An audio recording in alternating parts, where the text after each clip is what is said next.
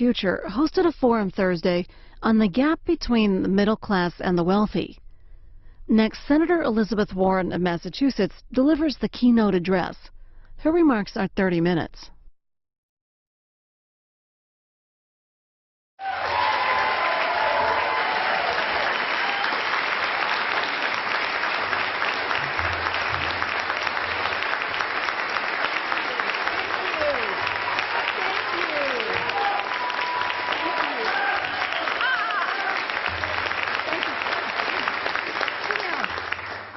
Thank you so much for having me here today. I am delighted to be here. Thank you, Bob, for the invitation, and for Roger.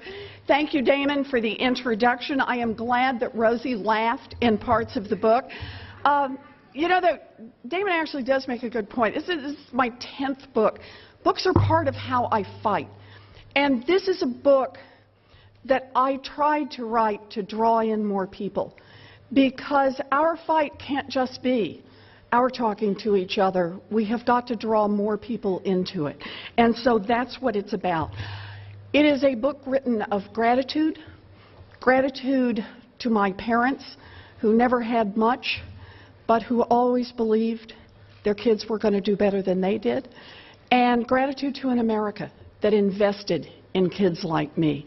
That's the kind of America I want to see us be again. I believe in that. You know, now, I understand you spent much of the day talking about populism, which I think of as the power of people to change the country. This is something I believe in deeply. In 2009, I was fighting hard for a consumer financial agency that would help level the playing field for families, basically by preventing big banks from pushing people around, from tricking them on credit cards and mortgages and payday loans. Damon was actually one of those. In fact, many people in this room were involved in that fight. And you may remember that the biggest financial institutions were, I was going to say unenthusiastic about this consumer agency. How about dead set opposed? And we're spending more than $1 million a day for more than a year in order to block financial reforms generally and the consumer agency in particular. That was the targeted one. But we were able to fight back. We were able to fight back because of people like you, people across this country who said, I am in this fight too. And because enough people got involved in this fight, we won. We got a good, strong Consumer Financial Protection Bureau. We got it passed through Congress, signed into law.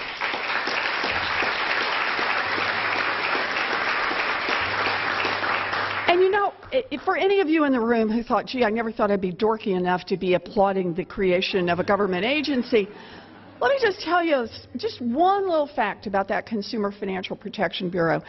It's been up and operational for just a little over 2 years. It has already forced the largest financial institutions in this country to return $3.5 billion directly to American consumers that they cheated. That's an agency that works. That's government that works. Yeah. Now, and our uphill, against the odds, can't win battle for the Consumer Financial Protection Bureau wasn't unique. In every fight to build opportunity in this country, in every fight to level the playing field, in every fight for working families, the path has been steep. Throughout our history, powerful interests have tried to capture Washington and rig the system in their favor.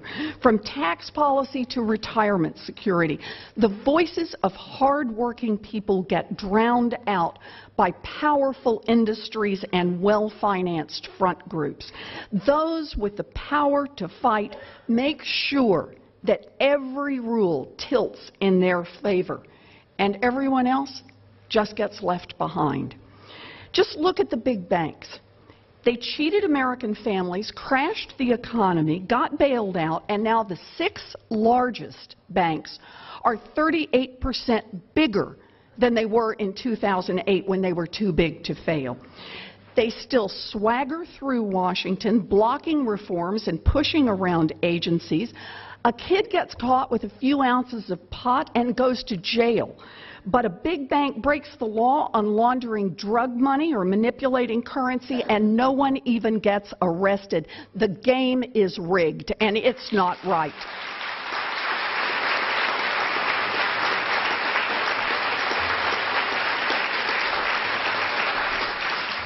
And it's not just the big banks. Look at the choices the federal government makes today. Our college kids are getting crushed by student loan debt. We need to rebuild roads and bridges and upgrade our power grid. We need more investment in medical research and scientific research. But instead of building a future, this country is bleeding billions of dollars in tax loopholes and subsidies that go to rich and powerful corporations. Many Fortune 500 companies, profitable companies, pay zero in taxes. Billionaires get so many tax loopholes that they pay lower tax rates than their secretaries. But they have lobbyists. Lobbyists, lawyers, and Republican friends to protect every loophole and every privilege they have. The game is rigged, and it isn't right. The game is rigged.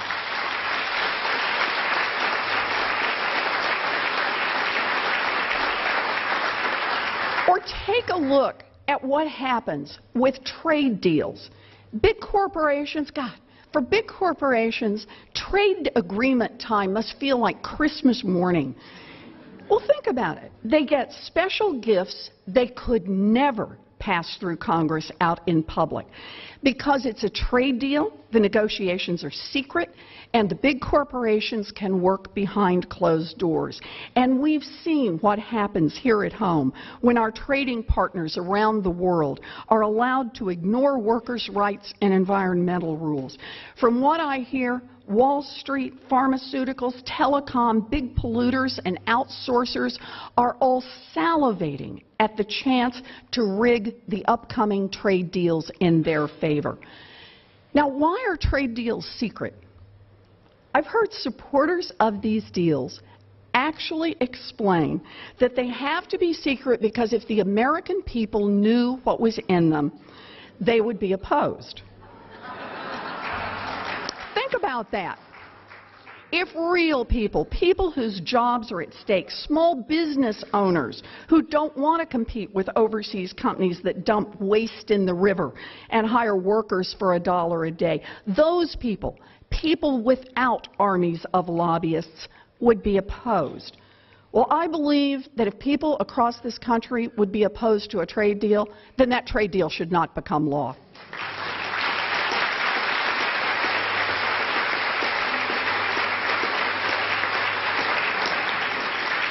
The tilt in the playing field is obvious everywhere.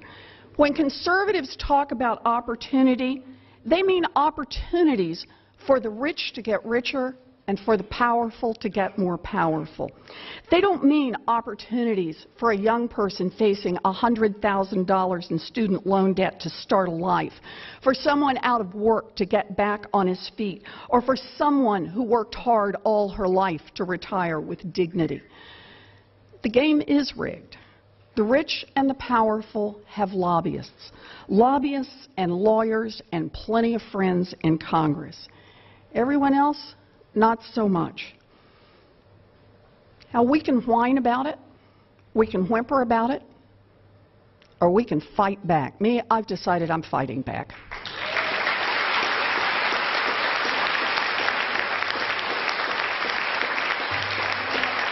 You bet. This is a fight over economics, over privilege, over power, but deep down, this is a fight over values. Conservatives and their powerful friends will continue to be guided by their age-old principle.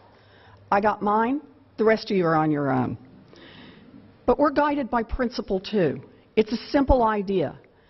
We all do better when we work together and invest in the future. We know that the economy grows when hardworking families have the opportunity to improve their lives. We know that the country gets stronger when we invest in helping people succeed. We know that lives improve when we care for our neighbors and help build a future, not just for some of our kids, but for all of our kids. These are progressive values. These are America's values. These values play out every day. These values are what we're willing to fight for. So, let's go over the list one more time, and I want to hear a good, strong amen out there. We believe that Wall Street needs stronger rules and tougher enforcement, and we're willing to fight for it. Are we willing to do that? You bet. We believe no one should work full-time and still live in poverty, and that means raising the minimum wage. We believe that people should retire with dignity, and that means strengthening Social Security, and we're willing to fight for it. We believe that a kid should have a chance to go to college without getting crushed by debt, and we're willing to fight for it. Oh, we believe that workers have a right to come together, to bargain together, and to rebuild America's middle class, and we're willing to fight for it.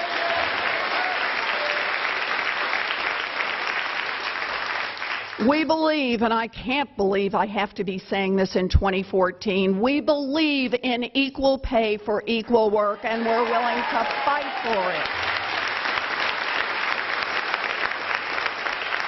And we believe that equal means equal, and that's true in the workplace and in marriage. It is true for all of our families, and we are willing to fight for it. This is how I see it. We the people, decide the future of this country. These are our shared values, and these are the values we are willing to fight for. This is our moment in history. We are called on to determine the future of this country. And if we stand by and let it slide away, then shame on us. But if we get up and we fight for what we believe in, we will head this country in the right direction for ourselves, for our children, and for our grandchildren. I hope you're ready to fight. Thank you. Thank you. Thank you. Thank you.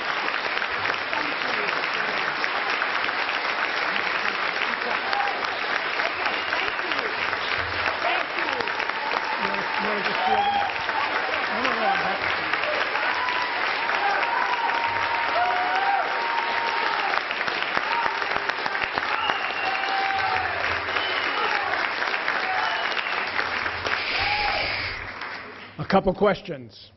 Don't all stand at once. Yes. I'm ready. Go ahead. In the beginning of your book, Where are we at? Microphone. We're getting you a microphone. Here it comes.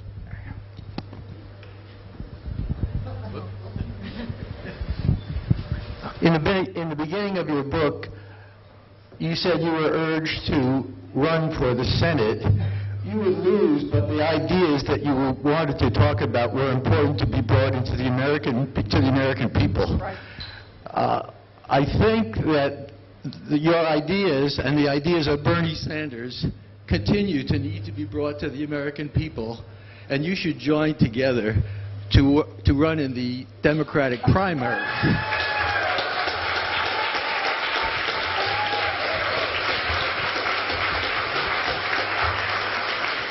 So I appreciate the thought. I am not running for president. But this is really important. We have to keep talking about these issues, and we have to find every platform we can, and that's what I'm doing.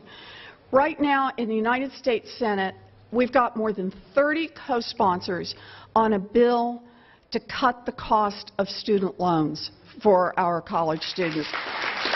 That's the fight we need to have. We've got a bill right now on minimum wage, and we're going to, my view on this, we're holding the hearings on bank accountability. You've got to stay after these. And on minimum wage, on equal pay for equal work, on student loan debt. Make them vote, make them vote, make them vote. And then those who vote against, let them go home and explain to the people in their home states why they voted against. So right now, I'm going to stay focused on these issues. I think it's critically important, but believe me, I'm going to be as loud as I can. So give me help on it. We got the mic from West Virginia. My question is actually very specific. Okay. Is there any possibility of getting Congress to readdress the exceptions on withdrawals from 401ks? For instance, in my case, I'm making withdrawals so that I can afford to pay for Obamacare. Yay, Obamacare. But I'm going to get hit with a penalty next year because that's going to change my taxable income, even though it's clearly for a necessity. And there are literally millions of people across the country that are tapping their 401ks for things like their mortgage payment, their doctor's bills, Obamacare, all of these things. And then when it comes time to pay taxes, it goes back to the idea that we don't get any breaks, we get the shaft. Yeah. So let me start this in the bigger frame. America is in the middle of a retirement crisis, and it's getting worse by the day. And this crisis is brought on by a combination of events. The first one is the disappearance, largely, of the defined benefits plan. So that this has to be about people investing and taking the risks of the market and taking money out when they've got to use it for other expenses. That's part one. Part two is this is now the consequence of an entire generational squeeze on middle-class families. Just think about this. In the early 1970s, a one-income family in America could put away, after they made all their expenses, about 11% of their take-home pay in savings. Think about that. By the early 2000s, the median income family in America had to have two incomes to be able to make the mortgage, the health care payments, pay for the kids' education, and were able to put away, in effect, zero, and were head over heels with credit card debt, second mortgages, and the like. What's happened, and all of this, is the consequence of the fact that wages haven't gone up. A fully employed male today, adjusted for inflation, makes less than his father did a generation ago. Families have done everything they can. They've put everybody into the workforce. They've run as hard as they can. They quit saving. They loaded up on debt. And then they all got hit by the financial crisis in 2008. What you're talking about is fundamentally a problem of there's just not enough money to go around. And you look to your 401k not unreasonably. The difficulty, of course, is we're counting on you to look to your 401k throughout your retirement years. So I want to push this in three directions very quickly. I'm going to sound like a college professor here, but these are things we have to think about. The first one is we've got to address the retirement crisis directly. This is absolutely the last point in our history that we should be talking about cutting Social Security benefits. We need to increase Social Security benefits. That's part one. Absolutely. Part two is we need, and we are starting to, there are some of us in the Senate, to take on the whole question about how to deal with the private savings part of retirement. And I very much take your point and very much will take that back to my colleagues. That is the second part. But the third part is really the core. We have to build an economy here at home again. We can't build a future if we're not making the investments together. Educating our children, investing in infrastructure so that businesses can get their goods and services here in America to market, so workers can get to their jobs. Investing in basic research, in scientific research, in medical research. We know that these investments pay off. And yet, What we've been doing for 30 years is cutting back, cutting back, cutting back on those investments. Why? So that we could have a tax system that left more money for the rich and the powerful. And we've got to reverse that trend. We can't do this. So part of the answer on this is going to be, and I know it's not the immediate answer, but it's got to be the long-term answer, so not everyone is in the same circumstances, has got to be that we have got to be willing as a country to say everybody pays into this system fairly. A progressive tax, there's a reason it's called progressive, a progressive tax that gives us the revenue we need to make the investments we need to build real opportunity here at home. So, yes. The young woman right here. Attorney General Eric Holder has recently changed course on too big to jail, saying that none of the biggest banks are too big to jail. I'll believe it when I see one in jail. Exactly. And so, thank you.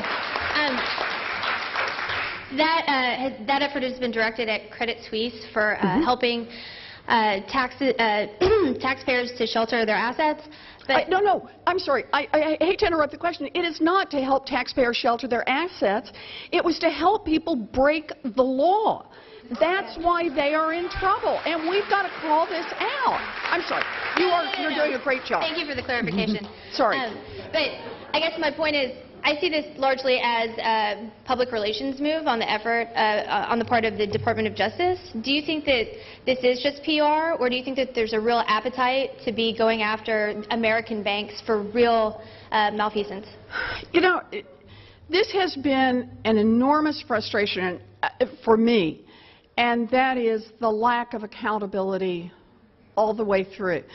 Damon and I worked together during the financial crisis, and I would say if there was a single issue we pushed the hardest on, it was in return for the tens of billions of dollars that were shoveled in to these big financial institutions, a little accountability. Accountability on where the money went, accountability on the changes that the financial institutions would make, accountability that how they would spend that money in ways to help the American economy. And what we got, and I want to be clear, this is under both administrations, was nothing, nothing, and nothing out of that. This is one more way in which the playing field is tilted. Wall Street has been rebuilt. Has anyone looked at the Dow Jones? But the rest of the economy, not so much. And the Glass-Steagall bill is a great example of that. So you all remember the Glass-Steagall bill coming out of the Great Depression, that we put in place a rule that said, in effect, banking should be boring. That's the part of financial services that should be really boring. Your checking account, your savings account, it has to be walled off from the kinds of risk-taking and investment that happens with hedge funds and on Wall Street and other kinds of money management. Put that in place. And not surprisingly, the financial institutions, the big ones, didn't like it, and they kept pecking at the wall, right? And throughout the 80s and the 90s, they'd get one hole in it and then another hole in it and another hole, and then in the late 1990s, it was repealed, Glass-Steagall. So the idea was, in effect, anything goes. The big financial institutions can be in any financial services they want to be. And of course, we all know what happened. This is happening simultaneously with the moment that the financial institutions had figured out that they could make incredible profits by selling people mortgages that people would ultimately not be able to pay off. It was like selling grenades with the pins already pulled out. You're going to be okay for a while, but then that thing is going to go off. And of course, that's what happened. They also packaged up those grenades and sent them out into the marketplace generally. They were purchased by your pension funds. They were purchased by townships and municipalities trying to finance themselves. So both of these have gone on at the same time. Big financial institutions have taken on enormous risk. Glass-Steagall is gone. They're making great profits right up until the grenades start exploding in huge numbers and the entire economy crashes. So what happens at that point? At that point, the federal government says, we're going to come in and we're not going to let this economy go back to the Stone Age, but we're going to put in lots of money to help support this economy. This was the $700 billion TARP. But the Treasury Department, under both administrations, starts shoveling that money out on a no-strings-attached basis. And when you shovel the money out on a no-strings-attached basis, you have just created too big to fail. Just so you understand, when I say no-strings-attached basis, I come out of a background of teaching bankruptcy law for many years. Chapter 11. When new money comes in, which it often does in failing businesses, it's always on terms that say the old debt gets wiped out, the shareholders get wiped out, the old debt takes a haircut, the management gets fired. That's usually the deal, and they got to come up with a new business plan. That's how you keep discipline in the system, and that's how you make sure the new money will be protected, that they really are going to do something different going forward.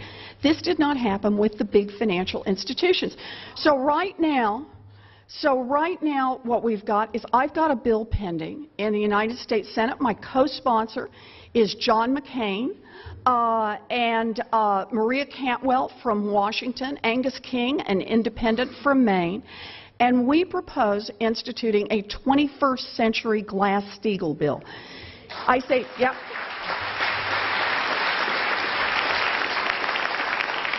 It would have two effects. One would be just simply one of size, breaking up the largest, because those are the only ones who will be affected by this. It makes them smaller by breaking them apart. And the second is that it makes certain that the depository part of banking, your savings account, your checking account, the parts we must protect at all costs, are very low-risk operations. So I heard somebody ask the question, why? Why was there no accountability for the largest financial institutions? Why can we not move Glass-Steagall right now? Why is it that we have heard one after another of the largest financial institutions in this country admit to breaking the law? And that's what we have to call it, not difficulties in a regulatory apparatus. Breaking the law, laundering drug money, violating sanctions against foreign countries like Iran, the latest, helping people cheat on their taxes by hiding money in foreign countries. And yet, not only does no one go to jail, no one even goes to trial. So this is about accountability, both of the large financial institutions, but accountability for our government, for our regulators, to remind them they don't work for the big financial institutions, they work for us. They work for us.